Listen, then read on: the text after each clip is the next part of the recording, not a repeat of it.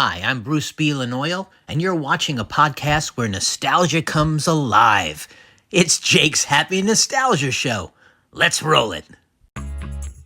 Welcome to Jake's Happy Nostalgia Show, where nostalgia comes alive. Join Jake and his friends on a journey through pop culture of the past, where they interview professionals in the worlds of acting, directing, writing, puppeteering, and so much more. Who will they be chatting with today? Find out in this Jake's Happy Nostalgia Show episode. Hello everyone, welcome to this episode of Jake's Happy Nostalgia Show, where nostalgia comes alive. Happy you're with us. Thank you for joining. As always, I'm your host, Jake Deffenbaugh. With me today, as always, our co-hosts Chris Bixby and Matt Bingle. Hey guys. Good. Doing good. Howdy, everybody. How are you, Jake? Doing great as always, Matt. Thank you.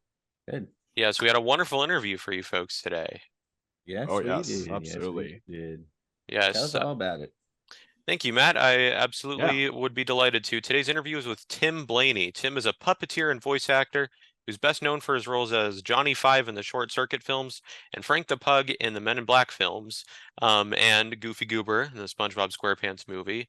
Aside from the voiceover stuff, he has had the pleasure of puppeteering with the Muppets, puppeteered on the Jim Carrey remake of How the Grinch Stole Christmas, and a whole lot more that you'll hear us touch base on throughout the chat. Enjoy. Yeah. See you then. Hello everyone, welcome to Jake's Happy Nostalgia Show, the podcast where nostalgia comes alive.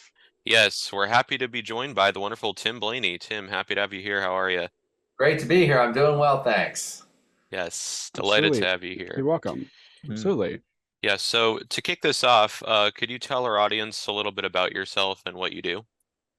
Well, I am a puppeteer and voice actor.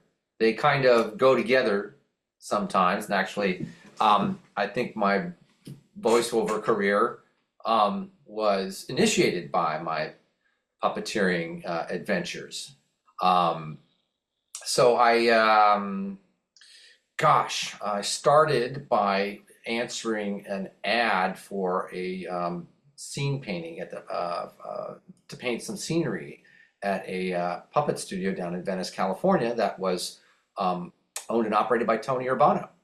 And he hired me as a scene painter, and I was okay at that, but it turns out I could puppeteer and do voices, and so he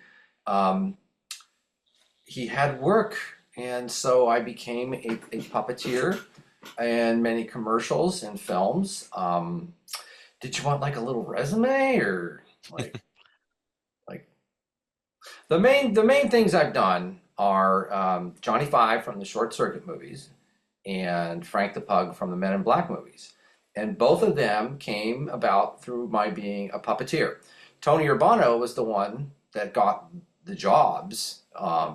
Tony was hired by John Badham to say, all right, we want this robot to be alive, and it's going to be a practical robot, so we need a puppeteer.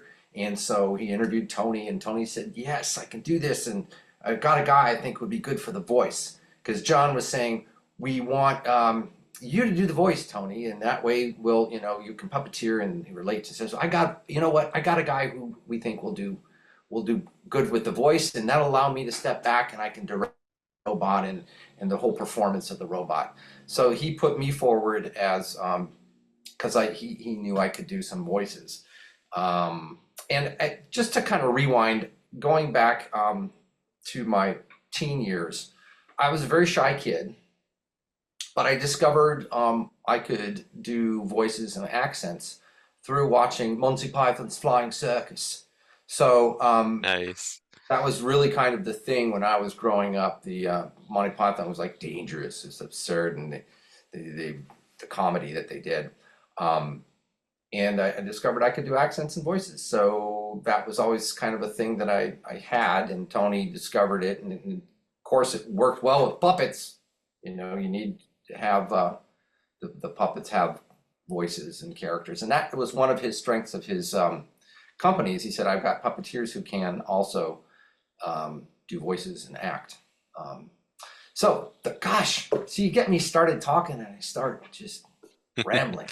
No worries at all. It's okay. No worries. We love long answers.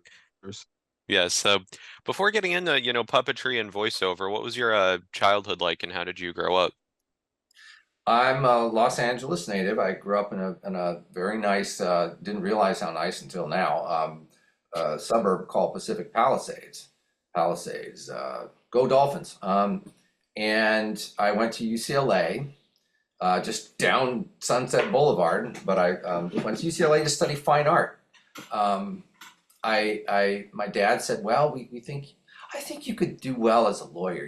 I was a good student and said, just go to school, get your degree, get a law degree, and you can do well. And I was like, yeah, I guess I could, but it's more fun to draw. Um, that was my mindset going to college. More fun to draw and do art. I got to my third year and I was like, oh, what am I going to do with it? Oh, because at UCLA, it's really was fine art, painting and creating art. And I realized I probably would rather do something that can get a steady income with. So I was going to transfer to Cal State Long Beach, which had an illustration program. And more than likely, I would have ended up in advertising or doing illustration or something like that, where you get, paid to draw. But I got hijacked by this summer job at the puppet studio. Mr. Urbano he would find people to have because if you look up Tony, he's a marionette artist, and he would do his big season was summer, and so he would hire college kids to come in and puppeteer. He would audition people to see if they had ability. He'd train them, and they'd send them out on the road doing the puppet shows. He also needed people to help. So there were two ads up at the UCLA Placement Center. One was for puppeteering, one was for painting sets. And I said, I can paint a set. I'm scared of doing puppets. I was shy, very shy.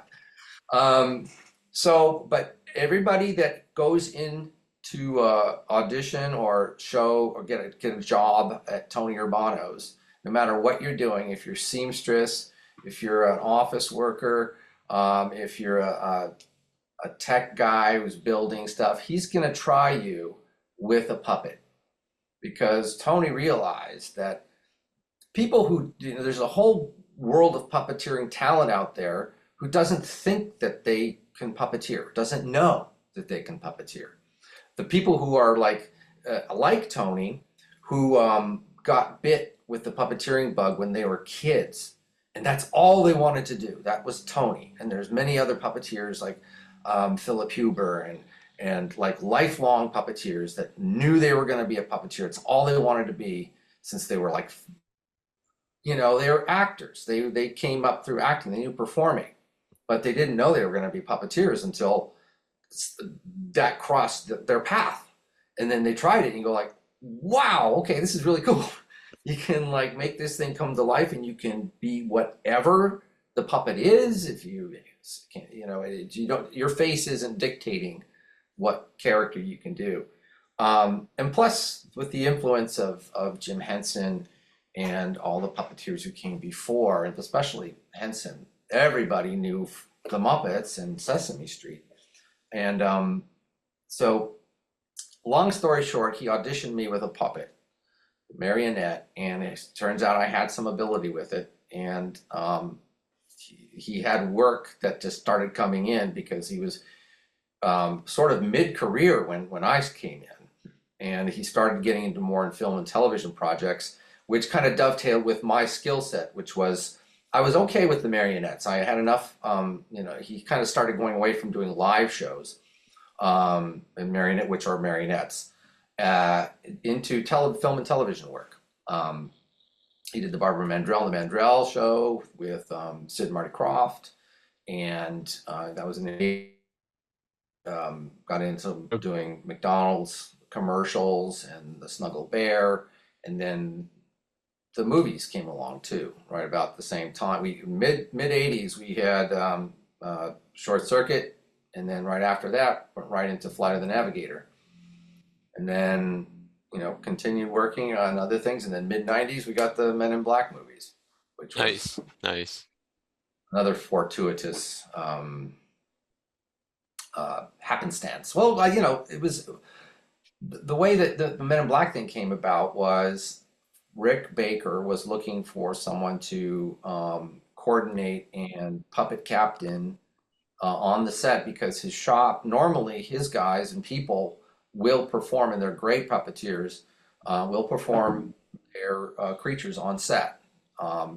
With the schedule and the amount of work that they had to produce for that movie, he realized that he needed to have people go to set and perform, and while his guys were still, and people were still finishing up the other creatures.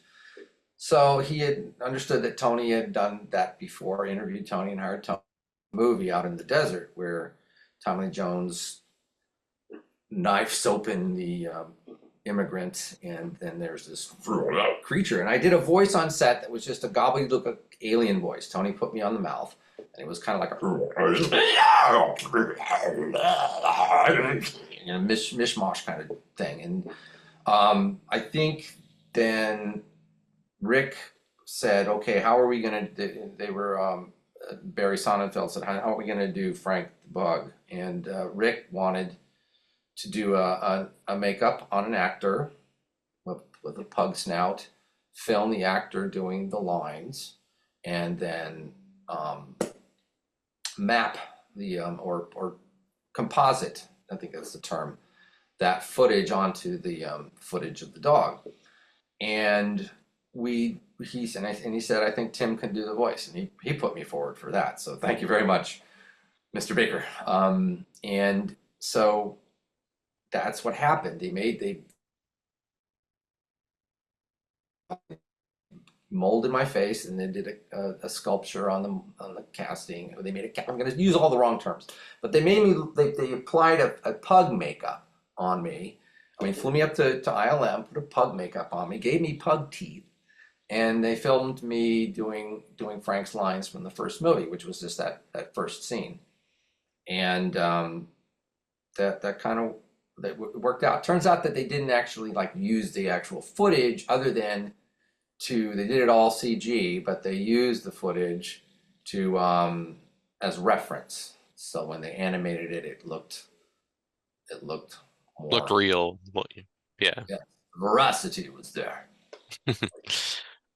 Absolutely. So that was a lot of fun. I didn't get a picture of myself with what was I thinking? With pug makeup on. I wasn't thinking. That's what Yeah.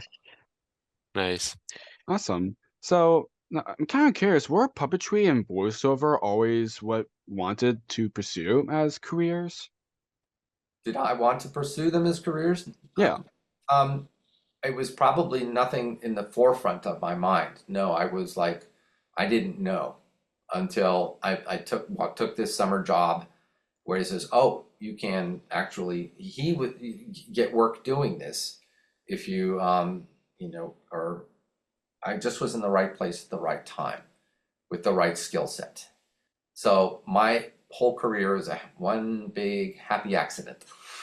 But that's not to say that you need to put yourself forward, and if you want to do something nowadays, especially with the internet and being able to, you can do it yourself and put it yourself out there and get noticed, and have your own YouTube channel, your own TikTok, whatever, and you can do that. Back in our day, we were an analog.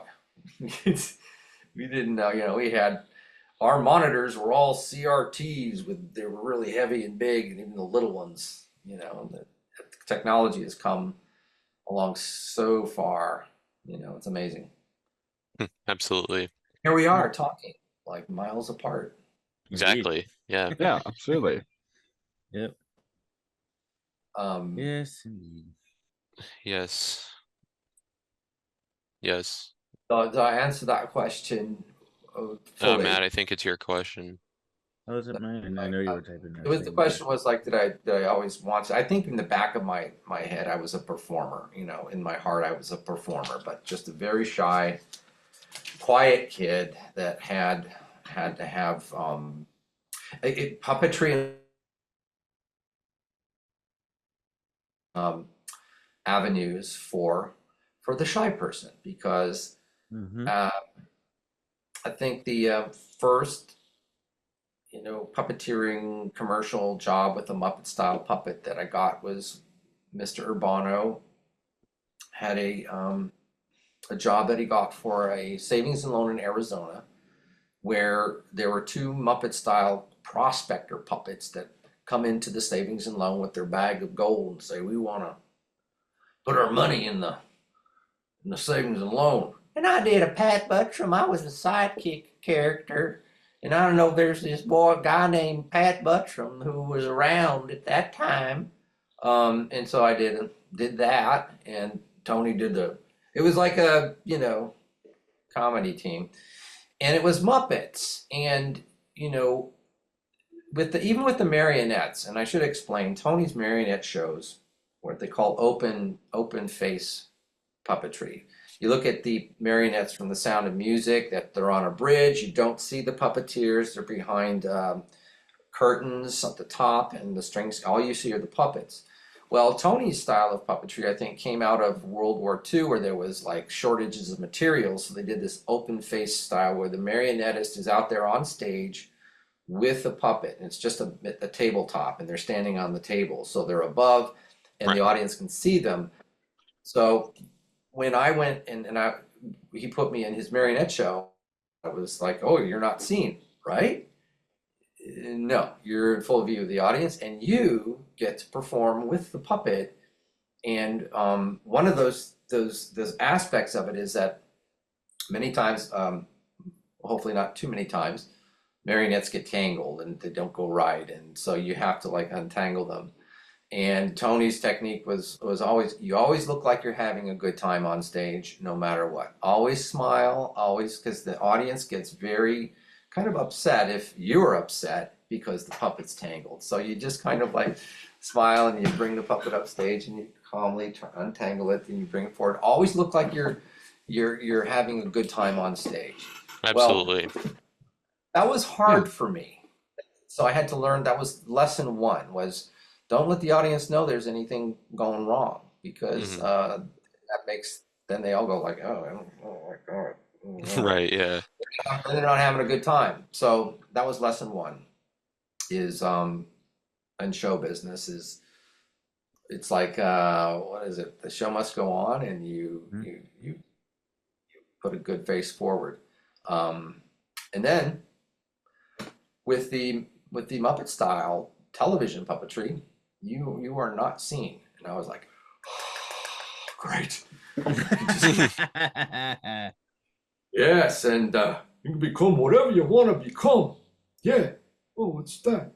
And you're part of the audience, but you get to control this thing that's out there. So yeah, it was like, yay, okay, I can do different voices. I can you can control the thing that's on the screen, and so it gives you this is like, wee, nice. And that's really the fun part of it. You get to perform and transform into different characters, and you get to watch it happen. You get to control what's happening. So it's interesting blending of with the technology. And thank you, Jim Henson, for figuring that out, that this frame here is like the puppet stage. Exactly, right. Absolutely. Yeah. Yes. Yep. So one of your best known roles early on, as you said in your introduction, was puppeteering and voicing Johnny Five in the Short Circuit movies. What was working on that like? It was so cool, because it was a big movie, Hollywood movie, big time director, so I'm like, but I'm not doing that, of course. But it was a thrill. And Tony was, he did a lot of the work, and, was like a director of Johnny, and he would consult with John Badham and work with Eric Allard to, have Eric build the robots as to what robots we needed to do different things. it was just really exciting, because you get to perform with like Steve Gutenberg and Ali Sheedy, and although what they tried to do, and I think it was smart, was not to have us forward per se. They tried to have us recede into the background, even though we're like, for most of the movie, we were operating a puppet that was, from waist level of the puppet up. It was mounted on a stand. There was no lower half of, there weren't any treads or anything like that. When we had 2 shots where you were doing scenes with Allie or Steve. And that was the puppet version. We never called it that. Maybe we did on set. I don't remember. But we wanted to make that the actors feel like they were really acting with a robot. So we tried to not make eye contact with the actors. We were just doing our job, and they could focus on number Johnny 5 up above. Again, it was a thrill. The first time that I sort of debuted the voice, Tony helped me find it. My first instinct was to do the voice that we used, but we were going to a table read at Sportsman's Lodge out in the Valley, which was kind of a place where they had meeting rooms and things like that. And I debuted the voice there, and everybody seemed to like it. So that kind of then put me in the position of doing Johnny's head movements and puppeteering his head, general head movements and neck movements, while providing the voice. And Tony did the eyes and the eyelids, the eyebrows, flaps, and any of the little miscellaneous, like the little thing that went on, all the RC. It was all done with radio control. And we had puppeteers like Rico Tapazio and Carl Johnson who would do the arms. So it took really 3 people to puppeteer the close-up one. Sometimes if you had to do specific things, then we'd have more. The dance sequence, another aspect that Tony brought to this was both with the dance sequence in the first movie, and when Johnny falls off of the deck, the dog runs up and barks, and Johnny 5 falls back over, topples off of the deck of the house. He used marionetting techniques. The falling backwards, he asked Eric to, look, I want to do this where we tie wires to Johnny's arms, and we'll have one guy on either side. One does one arm and the other does the other arm on tie the wires to long sticks, and we'll just windmill it. And so if you can loosen up the joints in the elbow and the shoulder, so we can just pull them out and then go like this. And that was very effective, I think, because it gave it's something that human beings instinctively know, that when you're falling backwards, you go, ah. Now, would a robot know to do that? Probably not. But it gave that little sense of veracity and reality that worked. And then in doing the arms on the dancing for Johnny for Saturday Night Fever sequence, that was the same technique where he rigged the arms, and you had to have, I think, a couple people on each side to try and be able to. But Tony figures all that out. He always seems to find a way to work some wire work or string work into even film and television stuff. That's wonderful. That's great. So now your career with Henson began by briefly puppeteering on the series Dinosaurs. What was that like? Again, really fun. I was brought in again. I'm with the Hensons. They bring in extra people when they need more people, and I was sort of an extra person. So again, it was really delightful to be on set working with the Hensons. They're top notch. All their puppets and everything work well. Everything's it's just great because the other puppeteers are funny. Everybody's just having a good time, And that's kind of key, is to have a good time. If you're not, then it kind of shows through the work. So even though you have challenges, there's always challenges. You got to work through them and with a smile on your face and figure it out. And once you get to doing the scene, have fun. And that's one of the first, very, very key, is to have fun. Otherwise, the audience, again, is not going to have fun if you're not. Right. Absolutely. So now Exactly. over the years, as we mentioned earlier, you've had the pleasure of puppeteering with the Muppets on a number of projects. And one of your earliest roles with them was on a Muppet Classic Theater. What was it kind of like getting to work with, these, iconic, characters for the very first time? But you put your hand in one of those iconic characters, it's like, wow. You have to just try to make sure you do a good job, and make sure that it's and again, where I'm not forward, I'm not one of the main performers, so I'm Yeah. generally in the background. Just don't screw up, right? So try not to screw up. I think there was a time though on one of the films where I did kind of get like my character, they stopped and said, "Oh, make sure you're looking the right way." Okay, all right, sorry, yeah, all right. That's but again, it's a joy and an honor to be able to work with those people and those characters, and try and keep them up to the highest standard. So yeah, I got to be in, I think on the Muppets TV show, I got to be in Animal for a bit in one scene, and Was this like that, the ABC one, like the yes, 2015 one? Yeah. yes, and that was he didn't have to do much, but it was still great to put your hand in there and breathe, just breathe. Just, and Yeah, Animal's probably one of my favorite Muppets. I love Animal. Oh, he's great. Yeah, definitely. Yep, one of my favorites as well. So, speaking of series, you also puppeteered on Muppets Tonight, which was known as like the 90s version of the Muppet Show, except it lasted a lot shorter, which featured, like the Muppet Show, a lot of celebrity guests. What was it like working on that and meeting all these celebrities? I At do least the ones have that were able. I do have a celebrity guest story from Sure, go ahead.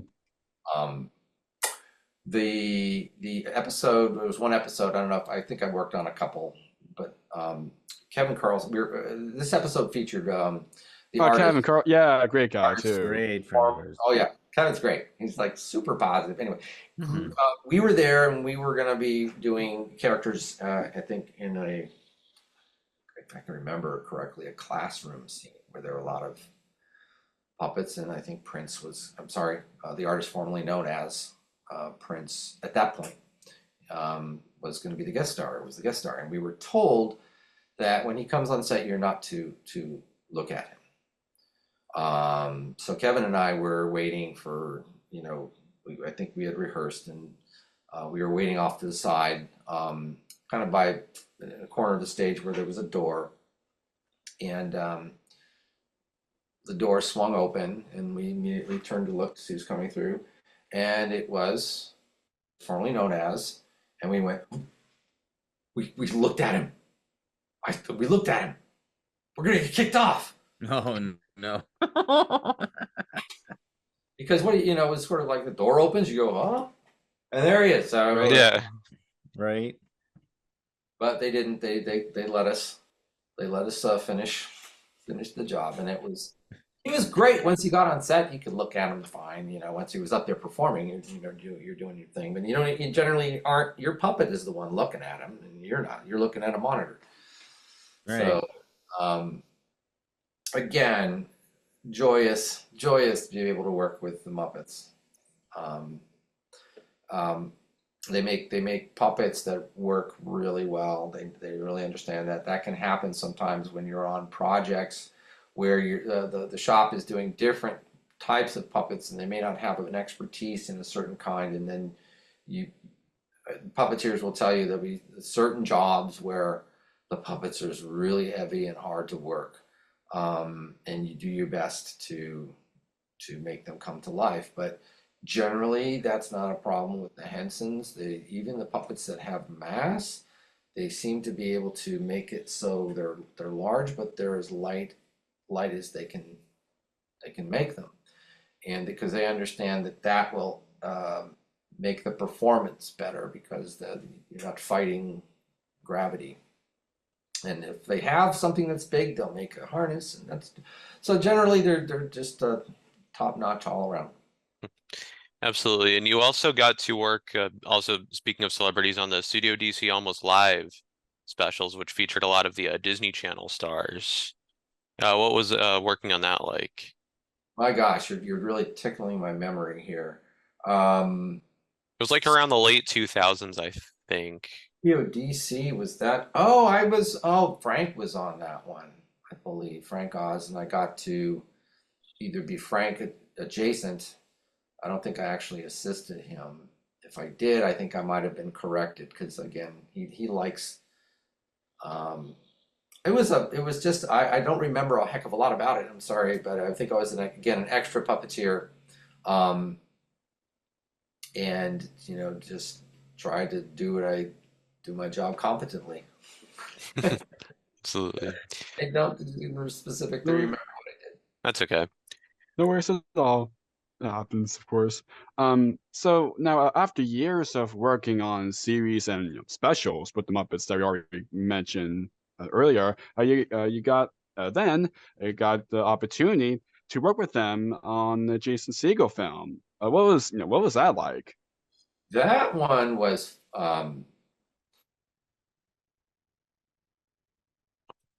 and that was fun as well. I was sort of brought in with another artist who had done marionettes before, Scott Land, and there were these. You see us come in at the end off of stage right. We come in on camera left and make our entrance at the very end, where all the puppets are speaking or singing at the big finale. Yeah, exactly. And again, really fun to be there. I again had a minor role, just make sure that our puppets go ooh at the right time. I thought that was a great movie. Jason Segel is, I think, got a great writer's mind as well as a performer's mind. Oh, for sure, yeah. I thought that was a wonderful movie. And he's, I think, one that after that, I think, said I wanted to, and he brought the Muppets movie back. He's the one behind that drove and said, let's make another Muppet movie. Come on. Oh, yeah, because it had been a while since we had gotten like a major Muppet feature until then, yeah. Mm-hmm. I think maybe even Muppet Treasure Island or Muppets from Space, I think, would have been like the last like major feature that came before that, yeah. Yeah. Yeah. So it's been a while. Thank you, Jason Segel. Yeah, Jason. Yeah. More Muppets, please. More Muppets, please. Yes, absolutely. Yeah, Without wonderful a film. doubt. Yeah, technically speaking, Muppet Treasure Island was the last Disney one to be done before the Muppets, because Yeah, Muppets from Space was Columbia, yeah. Columbia, that's right, yeah. Mm-hmm. So it's been a long time with that. I am curious, with that movie, do you have any favorite scenes you were in, or any Muppets that you got to perform stick out as some of your favorites? At least with this movie. Which with the Jason Segel movie, or which? Jason Segel movie. Well, again, I think I was only in that. Oh no, I was outside. Yeah, we were on Hollywood Boulevard. We were doing some background Muppets, and it was a night shoot.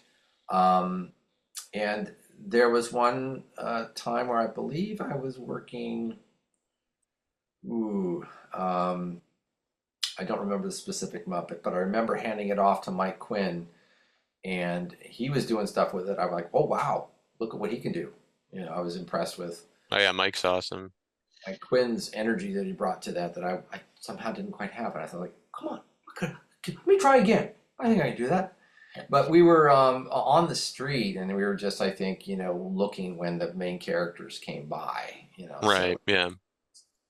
Again, just being there and being able to be part of the gang was great.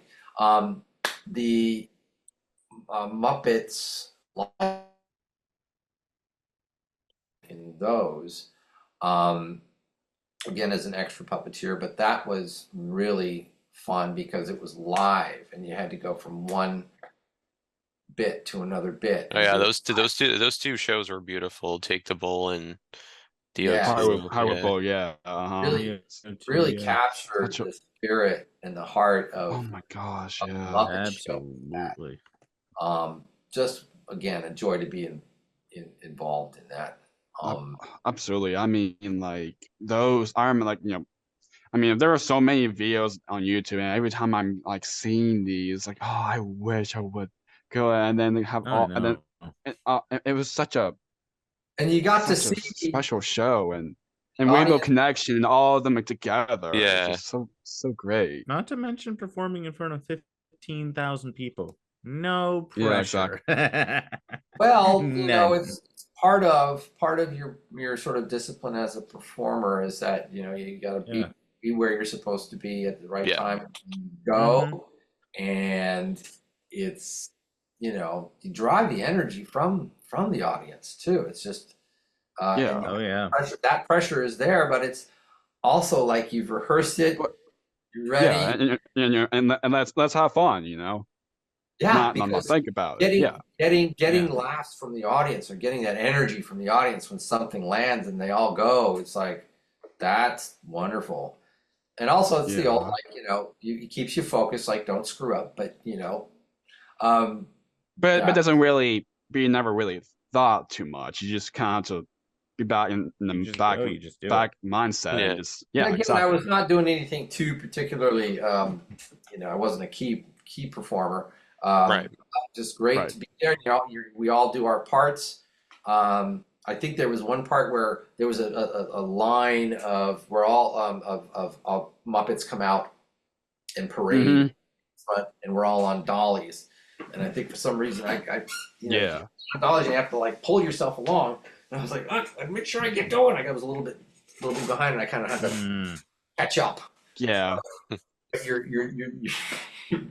there, and that's I think a fun part for the audience is to see how it's done, because you're seeing both on the TV screens, you're seeing the TV show, and then on the live stage, you're seeing all the performers doing it. Yeah. So it's Yeah, exactly. two shows. I mean, which is great for that type of aspect in a way to have like that, Yes. And the writing was again hilarious, just right. The tone was perfect for it was like having the Muppet Show back again for those nights. Absolutely. So what was it like working on commercials with the Muppets? I don't think I did many commercials with the Muppets. I did a lot of commercials with Tony Urbano. Commercials are like everything is generally storyboarded and so and concentrated.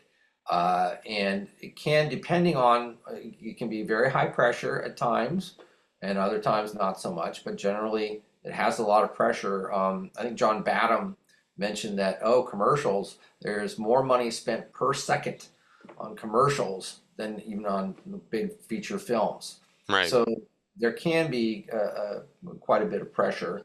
But the ones that we did the most of were McDonald's commercials, and what Tony actually brought to that was I think he was the one that either initiated like making Chicken McNugget puppets. I think we Oh decided. yeah. I think Rich Seidelman, who was one of the art directors at the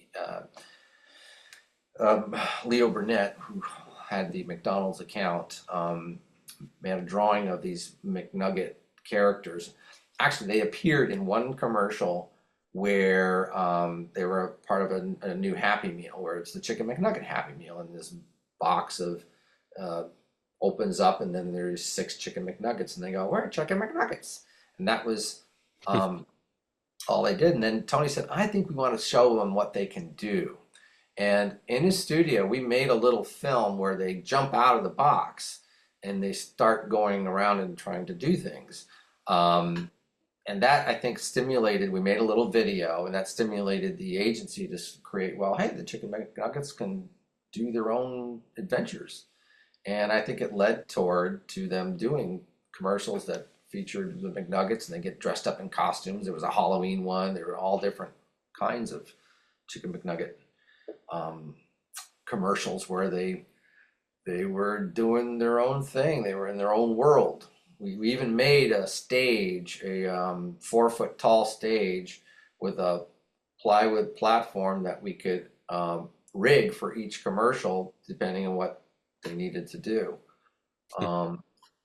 And so they were a lot of fun to do. And my particular contribution to that campaign was I got to actually do they're made out of foam rubber, and it was a particular kind of foam rubber that was a very dense yet soft, I think we call it an ethafoam, but regular foam rubber, it's white. But you could scissor, we would carve it out or cut the basic shape on a bandsaw. And then you would scissor sculpt I scissor sculpted all the faces and did all the scissor sculpting for the McNuggets. I think I did most of that. Anyway, that was my job, and then painting them so they looked toasty brown. Nice. That's wonderful. So now, moving on from the Muppets, you were also a puppeteer in the Jim Carrey remake of How the Grinch Stole Christmas. Can you talk about your work on that? Well, on Men in Black, there was a character you remember when in the morgue scene where the elderly alien gentleman, his face opens up and then there's a little alien inside there. Yeah. Mm-hmm. Right. Yeah. Yeah. It actually there was a little tiny one that they shot. You can tell it's very tiny. But then the real one that did all the good facial work and all the mouth work and everything was a 3-4 foot tall puppet mounted in this thing. Rick and Tony put me in on that particular puppet. I was in charge of the head movements of that alien, and Rick thought I think that I did a good job on that. He said, "Oh, I think Tim, this is going to be the same kind of thing for the baby Grinch. We're going to have this controller going through the back of the set that controls the general head movement." So Rick put me on that again because I thought I did a good job with the alien. Again, working with Rick Baker is working with top-notch people. So very, very happy to be brought in. It was just one day where we did that scene. And Mark Strakian is a fellow who is a really top-notch animatronic builder. He's the one I think that built that. Who else? Bill Sturgeon is another guy who works with Rick. On that particular puppet, I only remember Mark, and I apologize to any of Rick's guys that were there, and I don't mention their names, but Rick hires top-notch guys. So again, it was an honor to be there and work Rick's work. So yeah, I was just in charge of the general head movement. So when he had to go and bite the plate, just had to make sure his head went the right place, and Absolutely. So one of your later puppeteering projects was on the revival of Crank Yankers. What was doing that like? Oh, it was kind of crazy because I have a schedule to meet up, and they're constantly having to move in. It's a operation, and the people in charge there of the puppetry, generally the main puppeteers are Victor Urid, Paul McGinnis. Oh yeah, Victor, yeah. Wonderful names yeah. again. Yeah. Top-notch people. It's really fun because it's so rude and you do crazy things. And you just have to, sometimes you get in a green screen suit with a bunch of other people and get up against the green screen and do what you have to do to get the thing. And it's a little they again are doing, they're shooting like 2 and 3 calls at the same time, and you've got crews bouncing back and forth, so it's a little bit hectic and crazy, but that's kind of fun because you jump in and figure out what you have to do and move monitors. There's choreography, and it's hilarious because the calls are hilarious. And you do wacky things. One little thing that was sort of a technical thing that I remember from Crank Yankers, there was one thing where I was doing a puppet that was shooting an arrow. There's 2 of us, maybe even 3 of us. I think I had my hand in the head of the puppet up like this, and my left arm was, I think was holding the bow underneath the frame, or maybe I had a green thing, but the puppet's hand was on the bow, but I was extending the bow, and another puppeteer and we were shooting a real arrow. We had a target we were trying to hit on a green screen. They had put a piece of X tape on a green screen. So that's the direction you want to shoot the arrow. And, I'm doing the puppet, looking at the camera and stuff, and then we go like, all right, let's shoot. And we shot maybe 3 times, and one time we hit it right on the X. And it was like, what? We should go play some games at a carnival. That was, we're looking at a monitor and we're trying to just kind of line up, and Jesse, Jess, I don't remember his last name. Anyway, he let go. We at the right time, and we got a bullseye. So Nice. But it was, again, one of these really fun shows because it's so rude and hilarious, and you're doing. Yeah, very funny show. Yeah. And happy to be there and be part of the team. Absolutely. Yeah. Yeah, I remember when we talked to Victor, he talked about how when they brought it back, there were some things from the original that they couldn't bring to the revival because, in today's age, there were certain things in the original show that wouldn't age well. Did not age well. No, they're a little too much. Yeah. Absolutely. So going back to voiceover, as you mentioned in your introduction, you're also best known for voicing Frank the Pug in the Men in Black films. What was voicing him like? Oh, it was a lot of fun. Now, the interesting thing was, I was there on the set as a puppeteer, but they never once had me go when Frank was shooting and provide the voice for Will to react against. They always just had me come in later and do after they had the scenes cut. I think they had the script supervisor provide Frank's lines. The dog, the actual dog's name was Mushu, and he was stellar. He apparently hit his marks all the time. The trainers he was really good. And but they never had me on set. Sometimes that's what I thought maybe they would do, since I was, on the production. And I think, again, it was one of those things where, Rick put me forward and said he could do the voice, and they did the pug makeup thing and did all that. And the voice I provided, they thought was good enough to keep. But with a character like that, in that situation, they could bring in Danny DeVito or anybody in post. Of course, I'm a little cheaper than Danny DeVito, but that the fact that they thought I had that capability and it worked, that I'm forever grateful for that. That's really a cool thing that I got to be able to do that. And so they would bring me in later, and they did initially say, well, we want you to try him with a London accent or an English accent and a New York accent. We want to see which one worked. and I don't know, for some reason, I don't think the British accent worked too well for him.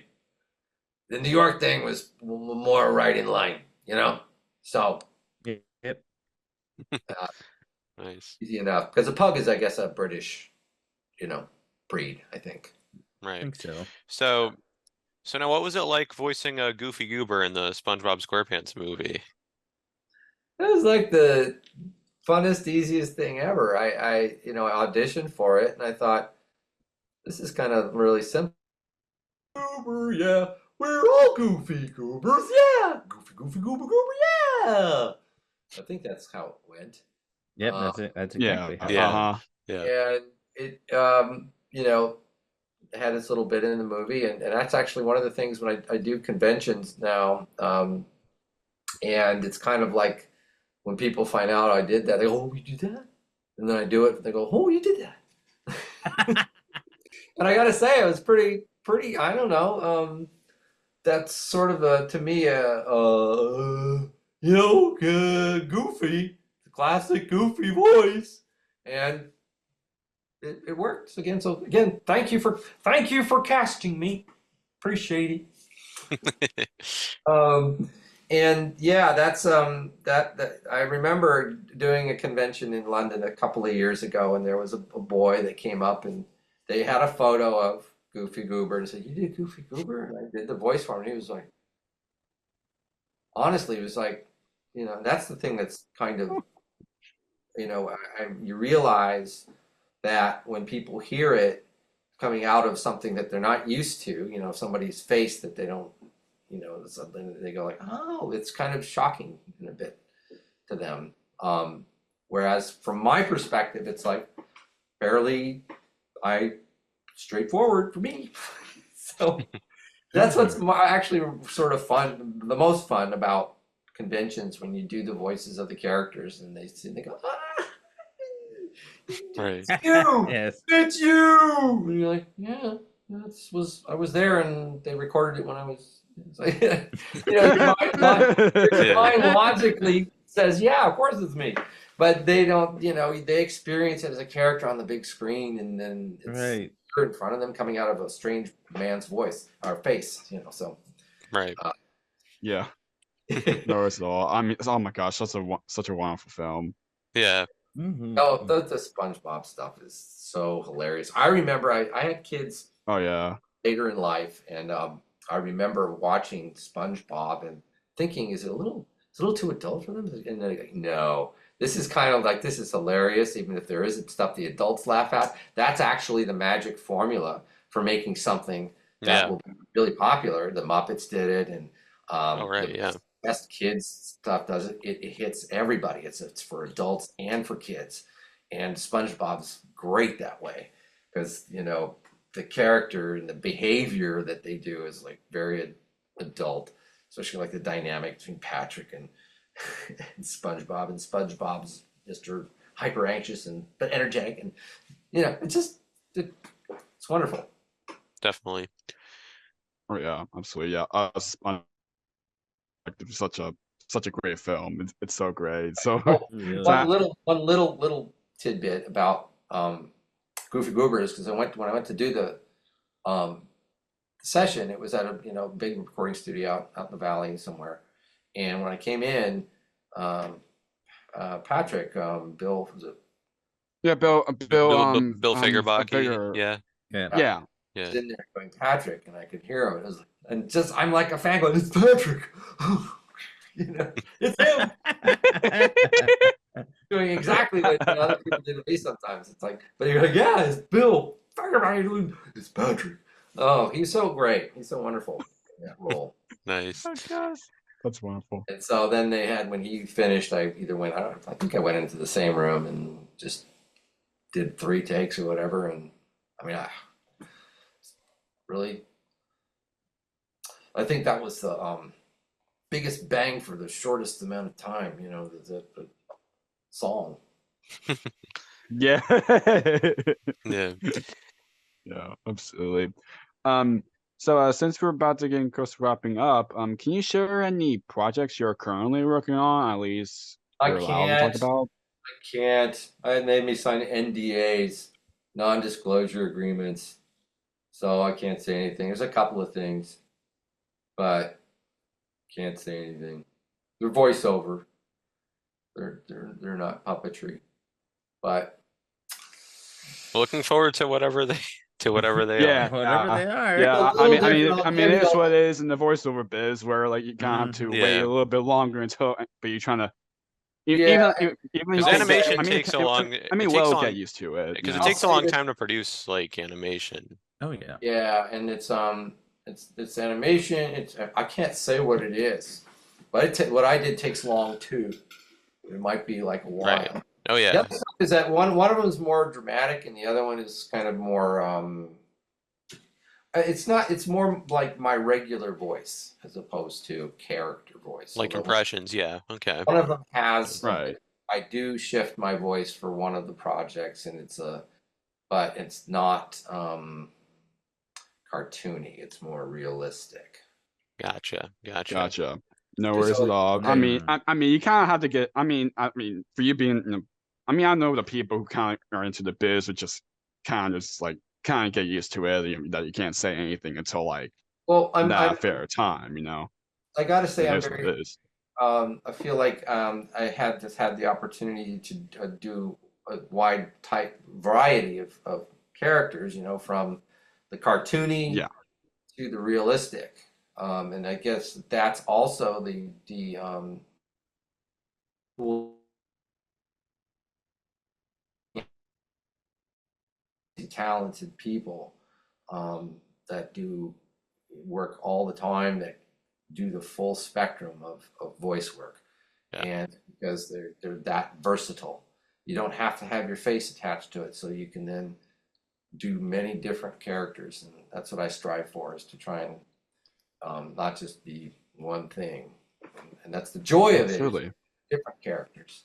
So, Definitely. Yeah. Definitely. So to wrap this up, the last question that Matt's about to ask is a question we ask all of our guests at the end. Go ahead, Matt. Thanks, Chris. For those who didn't catch it at the beginning, this podcast is called Jake's Happy Nostalgia Show. When you think of nostalgia, what do you think of, or in your own words, how do you define the word nostalgia?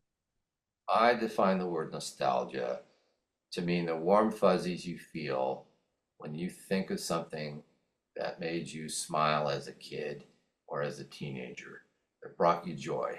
It's the warm fuzzies of stuff that you love.